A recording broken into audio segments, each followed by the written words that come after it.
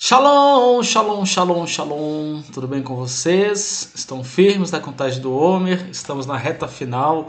Hoje são 45 dias do Homer já, hein? 45 dias. Daqui a 4 dias terminamos a contagem do Homer. Muito bom terminar a contagem do Homer, porque significa que a gente cumpriu esse ciclo de retificação da nossa alma, que é extremamente necessário para que a gente tenha uma vida com muita fluidez. Ao mesmo tempo, a gente fica triste porque é muito bom estudar a Torá, é muito bom fazer a contagem do Homer, ter essa conexão diária. Às vezes a gente fala diária, mas na verdade às vezes noturna, em relação ao estudo da Torá, a conexão com o Eterno. Mas o Eterno sabe todas as coisas, Ele nos deu esse presente, que a gente possa saber aproveitar essa festa maravilhosa que é a contagem do Homer. Hoje nós vamos falar do aspecto da Sefirá Tiferet Sheb Malhut, ou Tiferet de Malhut, ou beleza do reino, porque Tiferet é beleza e Malhut é o reino. Tiferet, como nós já falamos anteriormente, está ligada ao patriarca Yaakov. E há uma passagem muito interessante sobre Yaakov, quando ele vai se apresentar diante do seu pai a mando da sua mãe. E quando a gente vai estudar o que é a figura da mãe cabalisticamente, a gente entende que é a figura de Biná, que é do entendimento. Ou seja, através do entendimento da sua mãe, isso é Biná, autoridade sobre Jacó, fez com que Jacó fosse até seu pai Isaac com as roupas de Esaú. E no caso ele colocou pelos em suas mãos, a gente conhece a história, pelos de cabra, para que ficasse parecido com o Esav, né, com Esaú. E há um diálogo interessante, porque quando Isaac, que já estava cego, ele fica desconfiado se realmente era Esaú ou se era de repente Jacó, ele manda Esaú, entre aspas, né, se aproximar, era o Yaakov, e ele pede para abraçar o seu filho, ele toca as mãos do filho. Ele fala, puxa, as mãos são de Esaú, mas a voz é de Jacov. E aí tem um segredo muito interessante nisso, porque quem era Esaú? Esaú, ele era irmão mais velho, né? Por causa que ele nasceu primeiro, os dois eram gêmeos, mas Esaú nasceu primeiro. Ele era o irmão mais velho de Jacó e ele era completamente diferente de Jacó. Enquanto Jacó era alguém que estava sempre dedicado aos estudos, era mais caseiro, estava sempre com a mãe, com o pai ali, Esaú ele já era um caçador. E um bom caçador, ele era muito bom naquilo. E a figura do caçador é a figura daquela pessoa que tem muita força, porque ele não caçava com arma de fogo. Lembra que na época não existia arma de fogo. Então ele caçava com os recursos que ele tinha na época, hoje bastante arcaicos. Então imagina o tempo que Esaú gastava para ir até uma floresta, um local, para encontrar uma presa, perseguir aquela presa, às vezes armar uma tocaia, né, para aquela presa, né, uma armadilha para aquela presa, às vezes ter que se debater com aquela presa para poder pegar aquela caça, matar aquela caça, trazer até a casa dele, às vezes um animal extremamente pesado, preparar aquele animal, limpar aquele animal, ou seja, tudo isso exige muita força mental, muita força física, muita resiliência, muita obstinação, muito foco, e isso tem muito a ver com Gevurah. E por que eu estou falando de Gevurah? Porque Tiferet, ela é a união de Hesed com Gevurah. Quando o pai de Yaakov, Isaac, fala que aquela pessoa que estava na frente dele estranhamente tinha as mãos de Esaú e a voz de Yaakov, ele estava mostrando um segredo muito interessante para a gente. As mãos significam o teu poder de ação, os dedos, as mãos, cada dedo da mão representa uma sefirá. E representa o poder da ação, de você fazer alguma coisa acontecer. Você trabalha normalmente com as mãos. Qualquer tipo de trabalho, normalmente você trabalha com as mãos. Então a mão tem essa capacidade de realização no mundo físico, qualquer que seja a área. E a voz já é algo muito mais sublime. A voz, ela é a expressão de um pensamento, ela vem carregada muitas vezes de microexpressões que revelam o sentimento da pessoa, o coração da pessoa, o tom de voz, se é autoritário, se não é. A voz tem vários elementos subliminares que fazem com que uma pessoa seja identificada muito pela personalidade dela. E a voz também está ligada ao mundo da ação. Quando você fala alguma coisa, espiritualmente é considerado uma ação no mundo físico. Por isso que é importante a gente cuidar daquilo que a gente fala. E aí o que acontece? Como que nós podemos pensar? O rei Davi, ele foi alguém que se conectou muito com Deus no ostracismo. Ninguém lembrava direito de Davi. Davi estava lá esquecido, cuidando das ovelhas do pai dele. E de repente ele é chamado, a gente conhece a história, ele é ungido rei de Israel pelo maior profeta que existiu naquela época, era o profeta Samuel. E o que aconteceu com Davi? Davi foi ungido rei e depois o profeta comeu, beberam, se alegraram, tal. O profeta foi embora e Davi foi fazer o quê? Foi reinar? Não. Davi voltou para o campo para quê? Para cuidar das ovelhas do pai. E Davi, ele teve que ter muita resiliência e se aguivurar, porque mesmo ele sendo rei, ungido, espiritualmente falando ele era o rei, fisicamente ele não era o rei ainda. E ele sofria hostilidade dos seus próprios irmãos. Quando ele vai lá levar comida para os irmãos, a mando do seu pai, os irmãos estavam na guerra. Aquele episódio do gigante Golias lá no acampamento, e sem saber o que fazer, ninguém tinha coragem de enfrentar o gigante. Quando Davi chega e pergunta do gigante, os irmãos começam a hostilizar. Ah, o que você está fazendo aqui, seu presunçoso? O que você veio fazer aqui? Veio espionar a guerra? A gente sabe que você é isso, que é aquilo, etc. Largou as ovelhas do nosso pai para vir xeretar a guerra. Ou seja, Davi estava sendo hostilizado mesmo espiritualmente sendo rei. Então isso mostra que havia uma incoerência entre o que era espiritualmente e o que era fisicamente. E essa incoerência é o que nós precisamos tomar muito cuidado.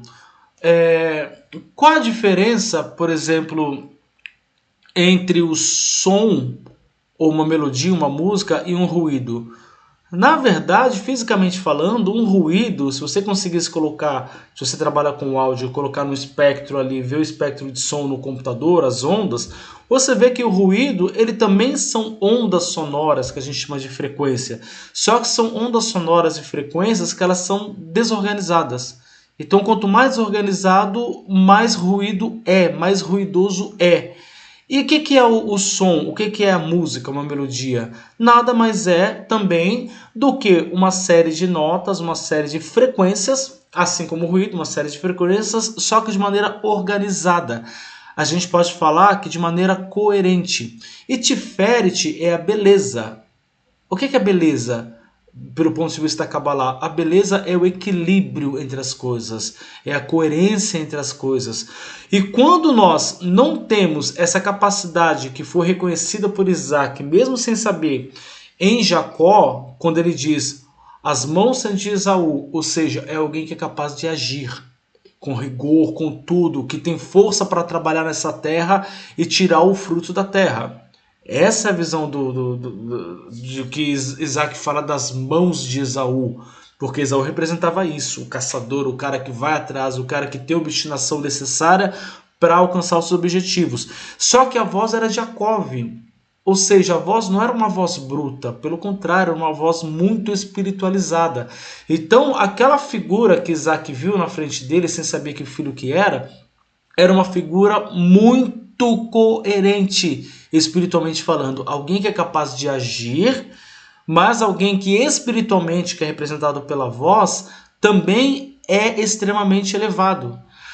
O que acontece? Muitas vezes as coisas não se manifestam no mundo físico, não é porque você não tem um pensamento positivo, você está pensando mal de você, não é isso.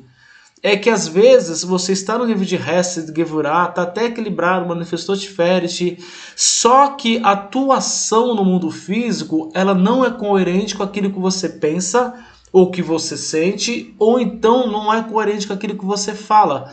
É aquela pessoa que fala, mas eu vou fazer tal coisa, não sei o quê, e ela se empolga, e no outro dia ela se vê fazendo uma coisa completamente contrária daquilo que ela falou. Ou seja, é uma pessoa que não conseguiu juntar a voz com as mãos. E isso espiritualmente se chama ruído, porque cria uma incoerência espiritual.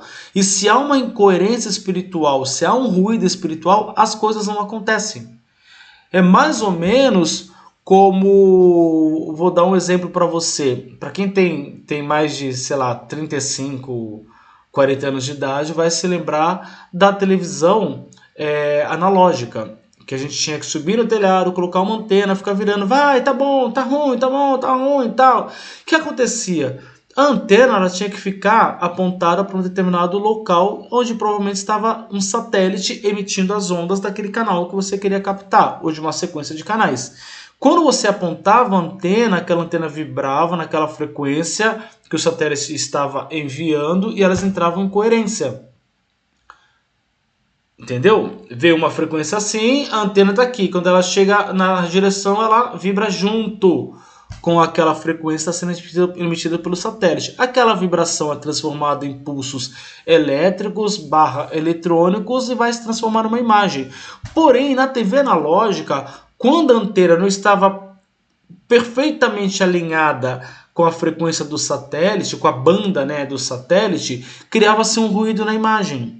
A gente vê a imagem às vezes dobrada, ela uma por cima da outra, às vezes ela ficava chuviscada. O que era esse chuvisco, esse borramento de imagem? É o que a gente chama de ruído. Isso é o que a gente chama de ruído. Às vezes as coisas até estão acontecendo nas nossas vidas, mas não estão nítidas, elas estão ruidosas. Por quê? Porque há uma incoerência entre o alinhamento do pensamento, da emoção. Por quê? Hesed, Gevrat, Feret, Net, Hod e Esod, essas 6 sefirot, que é o Zeir Anpin na Kabbalah, são as sefirot que tratam da emoção. Uma emoção ligada ao pensamento e outra emoção ligada ao comportamento interno. E Malhut é a sefirá que trata da ação física. Se as duas coisas não combinam, criam um ruído. Ou a imagem vai vir muito distorcida, parece que é, mas não é, a coisa parece que está, mas não está. Ou vai acontecer como acontece hoje, por exemplo, no sistema digital, televisão digital. Televisão digital também pode vir o sinal por satélite, mas normalmente uma antena, né, que a gente chama uma antena de transmissão. E essa antena emite uma série de pulsos. Esses pulsos, eles vêm, como que eu posso explicar? A gente chama de trem de bits. Bits são informações. É como se fosse um trenzinho com vários vagões. Vários vagões. Cada vagãozinho carrega um bloquinho de informação. E eles vêm numa sequência muito exata. A antena digital, quando você coloca ela na posição correta, ela vai captar esses bloquinhos perfeitamente.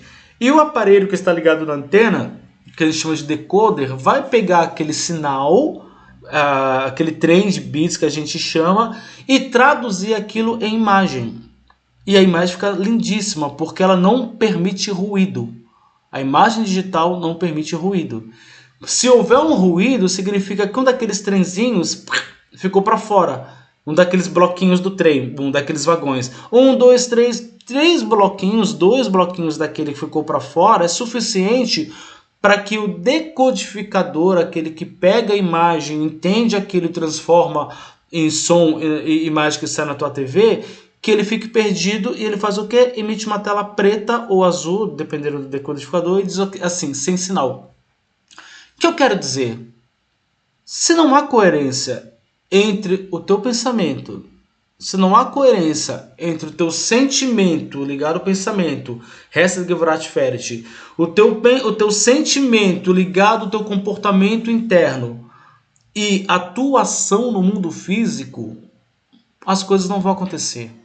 Você vai criar um ruído, uma desconexão entre Malhut, que é o mundo físico, e entre Zeir Anpin, que são essas 6 sefirot que nós estamos estudando aqui na contagem do Homer, que fazem com que as coisas, o sinal no mundo espiritual seja gerado. Aquilo que você deseja gerado no mundo espiritual é transmitido para cá e tem que ser captado com Malhut. Como que a gente capta essa realização?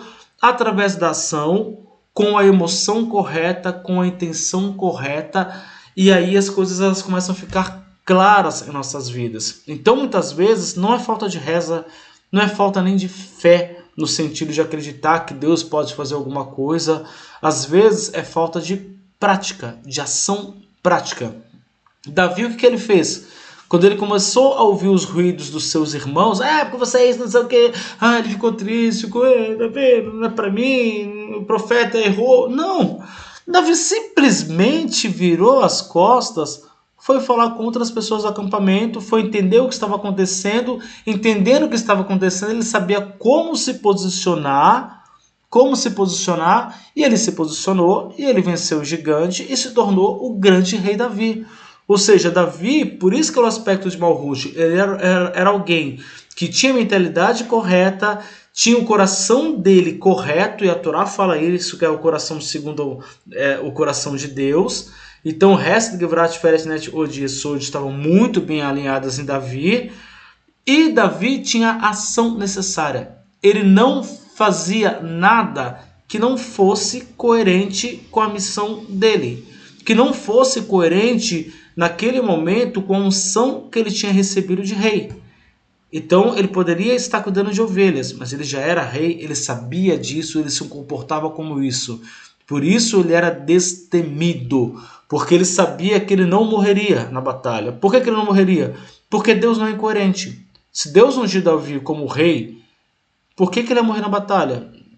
Então, se Deus não é incoerente, por que eu vou ser incoerente?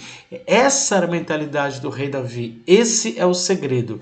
Que nós tenhamos, nas contagens do Homer, realmente um alinhamento perfeito entre as nossas mãos e a nossa fala, e a nossa voz. A nossa mão e a nossa voz.